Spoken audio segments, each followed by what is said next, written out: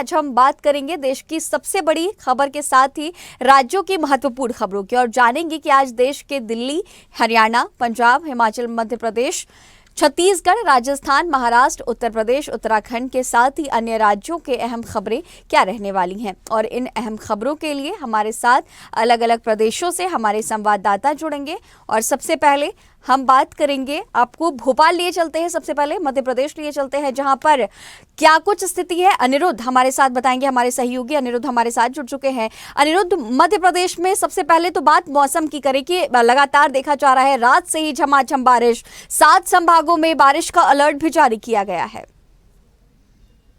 देखिए मौसम विभाग की अगर हम बात करें तो पिछले कुछ दिनों से मौसम में लगातार ठंडक बनी हुई थी और बारिश और ओले का सिलसिला लगातार कम से कम 20 से ज़्यादा जिलों में जारी है। और कल देर रात की बात करें तो लगभग 2:30 बजे के बाद भोपाल की बात करें, भोपाल के और आसपास के इलाकों में तेज़ बारिश और आंधी चली और ये रुक रुक के बारिश का सिलसिला आज सुबह अभी थोड़ी देर पहले तक जारी था। और जहाँ तक बात करें मौसम विभाग की तो मौसम विभाग में आज भी और अगले 24 घंटों तक 7 संभागों में बारिश का और ओले का अलर्ट जारी किया। इसमें ग्वालियर, चंबल संभाग, इंदौर, भोपाल, नर्मदापुरम, रीवा, सागर, ऐसे कई संभाग हैं जिनमें कि बारिश और ओले का अलर्ट जारी किया। और देखा जाए तो किसानों को इससे सबसे ज़्यादा नुकसान उठाना पड़ रहा है क्योंकि गेहूं की फसल, रबी की फसल का मौसम चल रहा है। गेहूं और चने की फसल सबसे ज़्यादा नुकसान में गई है। सरकार हालांकि सर्वे करवा रही है, लेकिन कुल मिलाकर देखा जाए तो अगले 24 घंटों में मौसम विभाग ने 7 संभागों में बारिश और ओले का अलर्ट जारी किया। तेज़ हवाएं चलेंगी 40 से 50 किलोमीटर प्रति घंटे की रफ्तार से।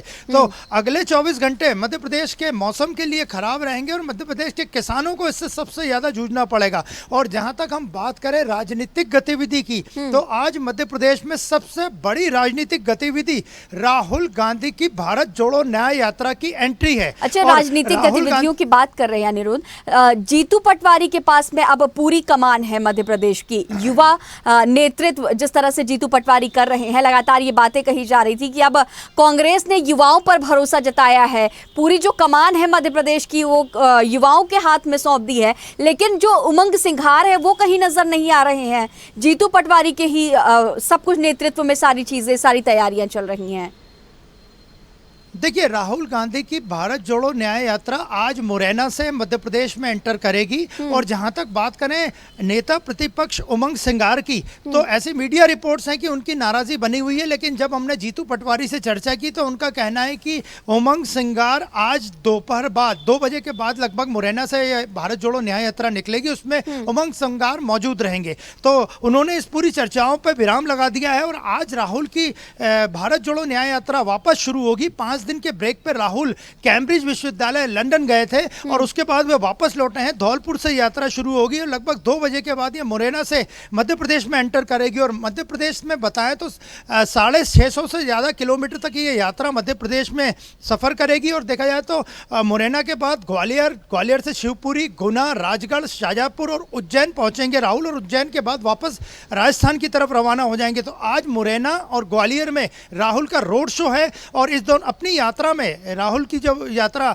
आज से मध्य प्रदेश में एंटर कर रही है उसमें वे अग्निवीर के भूत सैनिकों से, युवाओं से मिलेंगे। इसके अलावा पटवारी भर्ती परीक्षा के अभ्यर्थियों से मिलेंगे, आदिवासियों से मिलेंगे, किसानों से मिलेंगे, महिलाओं से संवाद करेंगे। तो कुल मिला के देखा जाए तो राहुल की भारत जोड़ो न्याय यात्रा में मध्य प्रदेश में पूरा सियासी तड़का रहेगा। और आज की बात करें तो आज पूर्व मुख्यमंत्री कमलनाथ और सांसद दिग्विजय सिंह दोनों ही मुरैना में मौजूद रहेंगे। इसके अलावा जीतू पटवारी, पीसीसी चीफ और कांग्रेस पार्टी के मध्य प्रदेश के तमाम बड़े नेता, पूर्व मंत्री, पूर्व मुख्यमंत्री और तमाम पूर्व विधायक, सारे लोग आज मुरैना में एक कांग्रेस का बहुत बड़ा जमावड़ा रहेगा। और राहुल की यात्रा से ही तय होगा कि कांग्रेस पार्टी लोकसभा चुनाव में किसे उम्मीदवार बनाती है। और जहां तक बात करें प्रदेश अध्यक्ष जीतू पटवारी की तो जीतू पटवारी ने यात्रा के लिए समितियां बनाई हैं, पदाधिकारी नियुक्त किए थे, उनके रूट पे अलग अलग कांग्रेस के वर्कर्स मौजूद रहेंगे। तो कुल मिला के देखा जाए तो अगले कुछ दिनों तक राहुल की भारत जोड़ो न्याय यात्रा मध्य प्रदेश में ही रहेगी। और कांग्रेस के साथ साथ विपक्षी दल भारतीय जनता पार्टी की भी राहुल की यात्रा पे पूरी नजर है कि वे अपनी जनसभाओं में, अपने संबोधन में, अपने संवादों में क्या वक्तव्य देते हैं। अच्छा, राहुल की यात्रा से तय होगा सत्ता का रास्ता, आपने बड़ा अच्छा जिक्र किया। और इन सब के बीच बीजेपी की जो भी तैयारियां, उसका भी एक बार जिक्र करें, क्योंकि उज्जैन अवंतिका नगरी में हम देख रहे हैं इन्वेस्टर्स समिट का कल आगाज हो गया। विक्रमोत्सव जो कि 40 दिन तक होने वाला है, उसको लेकर के क्या कुछ तैयारी? कल खुद सीएम पहुंचे थे उज्जैन।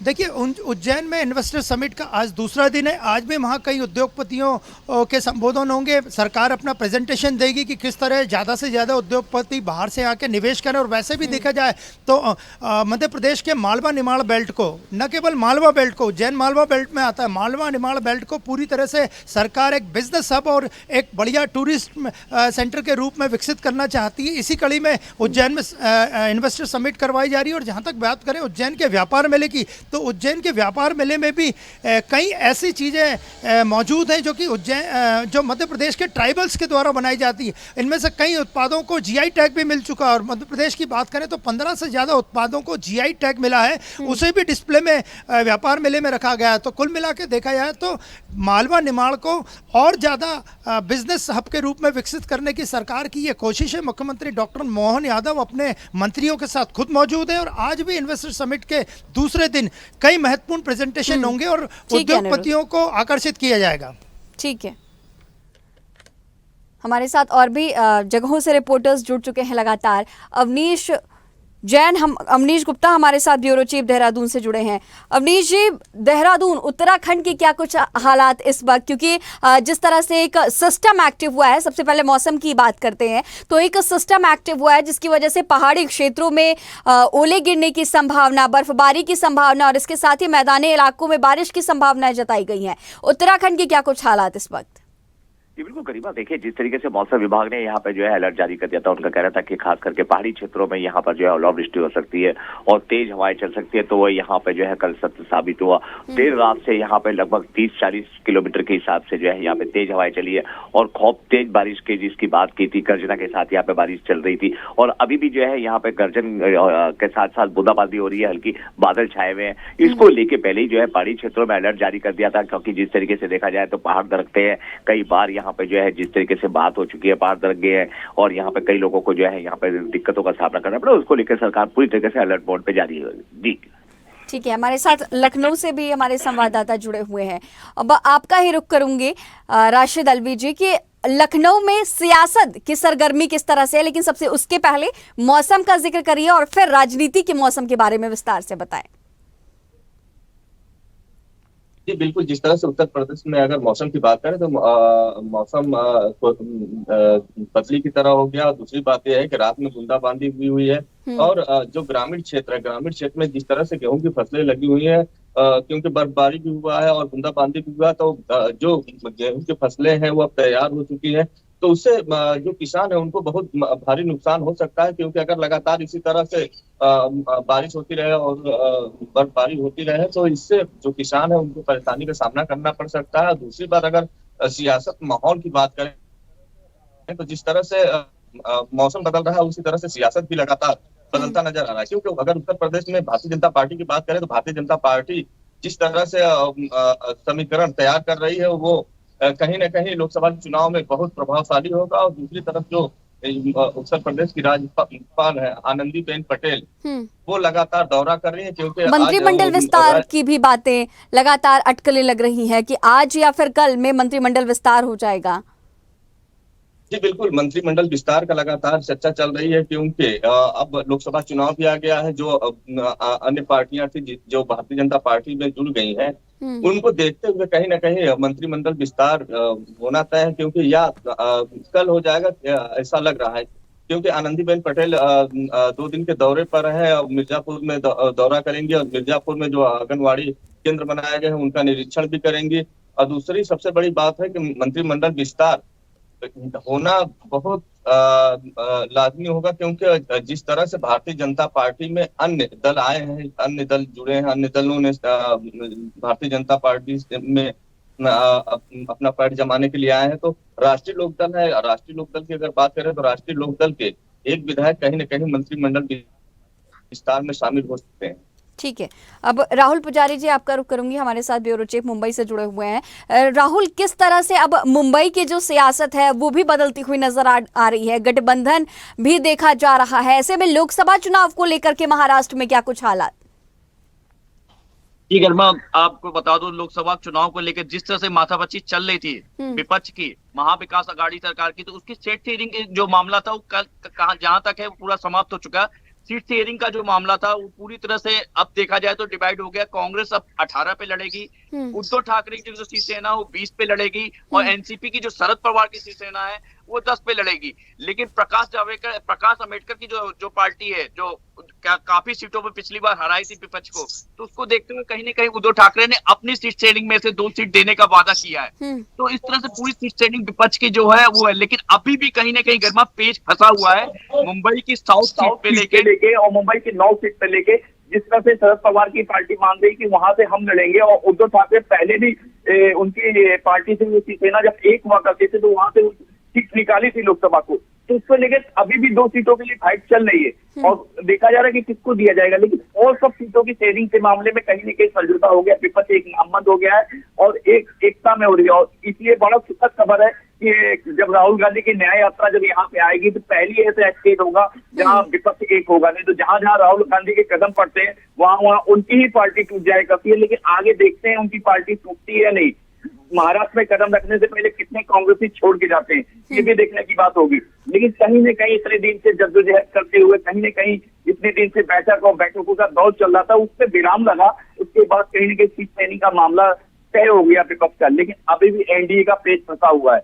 एनडीए का पेच इसलिए फंसा कि अभी भी वो शिवसेना जो टूटी थी उसकी एकनाथ शिंदे की शिवसेना जो मुख्यमंत्री है इस समय, और अजित पवार भी आ चुके हैं और छोटे घटक दल भी 1-2 सीट मांगे। तो कहीं ना कहीं बीजेपी के लिए ज्यादा सरदर्द हो गया है कि बीजेपी पहले पिछली बार लोकसभा सीट में काफी सीटों पे लड़ी थी। अगर उस सीटों का बंटवारा होता है तो कहीं ना कहीं बीजेपी के नंबर घट जाएंगे, और बीजेपी कभी ऐसी नहीं चाहेगी कि उनके नंबर लोकसभा में घटे, भले घटक दलों के साथ लड़े।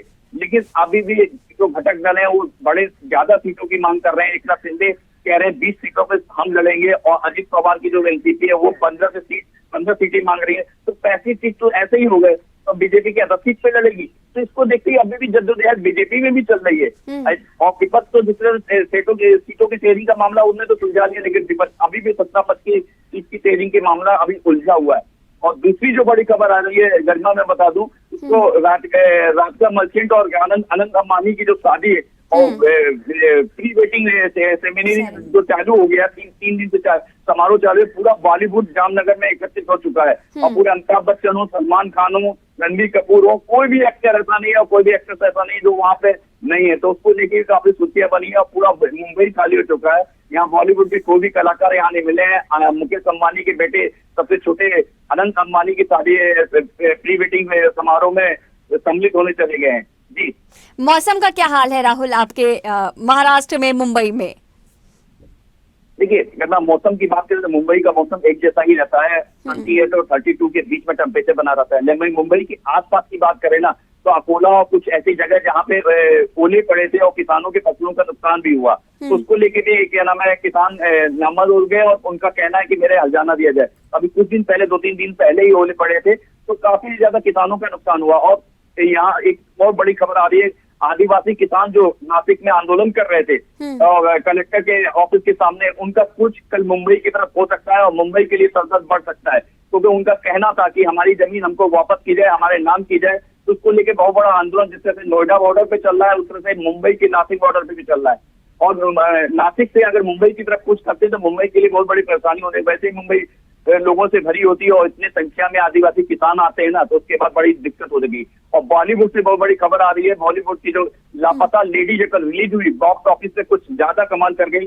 बॉक्स ऑफिस से कलेक्शन पहले नहीं का कुछ अच्छा खासा रहा, और वीकेंड है और सैटरडे संडे है, तो उसको देखते हुए कहीं ना कहीं ये लापता लेडी जो कम बजट में बनी थी और शेखर राव की, तो उसको देखते हुए बहुत उत्साहित है लोग और काफी भीड़ इकट्ठा कर रही है। जी, राशिद जी, आपका रुख करूंगी कि उत्तर प्रदेश में इस वक्त जो उसके सटे इलाके हैं, जो सटे क्षेत्र हैं, वहां पर किसान आंदोलन भी लगातार चल रहा है। क्या कुछ तस्वीरें किसान आंदोलन को लेकर के उत्तर प्रदेश के सटे जो इलाके हैं, जो बॉर्डर्स हैं? जी बिल्कुल, अगर उत्तर प्रदेश के बॉर्डर की बात करें तो जिस तरह से उत्तर प्रदेश के बॉर्डर दिल्ली से भी सटा हुआ है और मध्य प्रदेश से भी सटा हुआ है, और दूसरी बात है कि बिहार से भी सटा हुआ, मगर जिस तरह से उत्तर प्रदेश में मुख्यमंत्री योगी आदित्यनाथ कमान संभाले हुए हैं, जिस तरह का लॉ एंड ऑर्डर यहाँ पे व्यवस्थाएं की गई हैं, उसको देखते हुए किसानों से पहले ही मुख्यमंत्री योगी आदित्यनाथ ने उत्तर प्रदेश में अपील कर दिया था कि जो किसान हैं वो क्योंकि पंजाब और हरियाणा के ही सिर्फ किसान आंदोलन कर रहे हैं, तो मुख्यमंत्री योगी आदित्यनाथ ने कहा था कि अगर जो यहाँ उत्तर प्रदेश के किसान हैं वो फिजूलगिरी में ना जाए, क्योंकि वहां जाकर धरना प्रदर्शन करना और सरकार की छवि खराब करना ये बहुत अहम बात नहीं है। इसको देखते हुए उत्तर प्रदेश के जो किसान हैं वो कहीं ना कहीं जो बॉर्डर है वहां पे नहीं गए हैं, क्योंकि हरियाणा और पंजाब के ही अगर देखा जाए तो किसान आंदोलन कर रहे हैं। और नीरज जी, आपका रुख करूंगी कि उत्तराखंड में लोकसभा चुनाव को लेकर के बीजेपी की क्या तैयारी, क्योंकि सत्ता में बीजेपी है और मैराथन बैठक भी हाल ही में दिल्ली में हुई। अगर बात करें लोकसभा चुनाव की तो राज्य जो अगर पहले से ही यहाँ पे जिस तरीके से भाजपा की रणनीति होती है वो पहले से ही यहाँ पे जो है जग जाहिर है, और जो मोदी जी का नेतृत्व चल रहा है उसको लेके भाजपा पहले से ही जो है यहाँ पे 5 सीटों को लेके आश्वस्त चल रही थी। हालांकि उनकी जो रणनीति के तहत उन्होंने अभी जिस तरीके से जो है यहाँ पे मोदी की गारंटी संकल्प मतपत्र जो यहाँ पे जारी किया है, वो जो मतपत्र है वो सुझाव, क्योंकि जो घोषणा पत्र जारी होना है केंद्र से, वो मतपत्र के जरिए यहाँ पे से आम जनमानस से जो है वो सुझाव मांगे जा रहे हैं। वार्ड वाइज जो है वो उनके कार्यकर्ता हर घर में लेके जा रहे हैं कि आप अपना सुझाव दीजिए, किस तरीके की जो है आप चाहते हैं कि सरकार आपके किस काम आए, ये सब तमाम चीजों को लेके ये रणनीति के तहत किया। और वहीं दूसरी ओर अगर बात करें जिस तरीके से कल जो है यहाँ पर जो पुष्कर सिंह धामी मुख्यमंत्री हैं, उनको जो है सशक्त भारतीय जो है जिस तरीके से शक्तिशाली भारतीयों में जो है उनको स्थान मिला है, क्योंकि जिस तरीके से उन्होंने कड़े निर्णय लिए, खास करके यूसीसी को लेके वो काफी चर्चाओं में रहे हैं। पहले वो 2 बार मुख्यमंत्री भी रह चुके हैं, तो उनको जो है पहले जो 93 नंबर पे थे अब वो खिसक के 61 नंबर पे आ गए। तो ये एक यहाँ पे जो है उत्तराखंड में जो है माहौल देखने वाला हो रहा है कि भाजपाओं के जो है चेहरे यहाँ पे खिले हुए हैं। वही दूसरी ओर अगर विपक्ष की बात करें, विपक्ष के जो है यहाँ पे करण महाराज जो प्रदेश अध्यक्ष है, उन्होंने कहा है कि अभी स्क्रीनिंग कमेटी जिस तरीके से काम चल रहा था, जो उम्मीदवार थे लोकसभा के, उनका जो है अब हमने बंद कर दिया है स्क्रीनिंग करनी, और अब जो है किसी भी दिन जो है यहाँ पे जो है जो 5 सीटों के उम्मीदवार है उनके नामों की यहाँ पे घोषणा कर दी जाएगी। जी अनिरुद्ध जी, आपका रुख करूंगे कि मध्य प्रदेश में सियासी सरगर्मी लगातार देखने को मिलती रहती है। कमलनाथ के और नकुलनाथ के बीजेपी में शामिल होने की अटकलें भी लगातार लग रही थी, हालांकि अब तमाम बयानों के जरिए विराम दे दिया गया है कांग्रेस की तरफ से। लेकिन जिस तरह से देखा जाता है कि कांग्रेस का जो कुनबा है वो इकट्ठा नहीं हो पा रहा है, अंतर कलह लगातार चलते रहते हैं। लक्ष्मण सिंह के जब विधानसभा चुनाव की अगर हम बात करें तो जैसे ही विधानसभा चुनाव का परिणाम सामने आया, लक्ष्मण सिंह के बड़े बयान सामने आ गए ईवीएम को लेकर के। जहां एक तरफ दिग्विजय सिंह आरोप लगा रहे थे, वहीं दूसरी तरफ लक्ष्मण सिंह ने यह बात कह दी थी कि ईवीएम के तो मुंह नहीं होते। ऐसे में आरोप प्रत्यारोप का सिलसिला लगातार चलता रहता है और बीजेपी को इसका मुनाफा होता है। इस बार का चुनाव, लोकसभा चुनाव, बहुत अहम माना जा रहा है। 28 सीटें बीजेपी के खाते में है, सिर्फ 1 सीट कांग्रेस के पास है। ऐसे में कितना मुश्किल होने वाला है कांग्रेस के लिए अगर हम इस तरह से देखें तो, क्योंकि विधानसभा चुनाव हाल ही में हुए थे और बहुत ज्यादा असर पॉजिटिव नजर नहीं आया कांग्रेस के लिए।